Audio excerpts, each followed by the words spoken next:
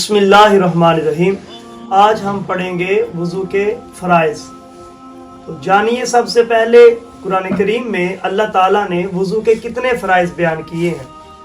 تو سورۃ المائدہ آیت نمبر 6 میں اللہ تعالیٰ نے وضو کے 4 فرائض بیان فرمائے ہیں۔ کتنے فرائض ہیں وضو کے؟ 4۔ اللہ تعالیٰ نے فرمایا یا ایھا الذین آمنوا اذا قمتم الی الصلاۃ، اے ایمان والو جب نماز کا ارادہ کرو، فاغسلوا وجوہکم، سب سے پہلے اپنے چہروں کو دو، وایدیکم الی المرافق، پھر اپنے ہاتھوں کو کوہنیوں تک دو۔ نمبر 3، وامسحوا برؤوسکم، اپنے سروں کا مسح کرو۔ نمبر 4، وارجلکم الی الکعبین، اور اپنے پاؤں کو ٹخنوں سمیت دو۔ تو وضو کے کتنے فرائض ہوئے؟ 4۔ بولیے نمبر 1، اپنے ہاتھوں کو کوہنیوں تک دھونا۔ نمبر 2، اپنے چہرے کو دھونا۔ نمبر 3، سر کا۔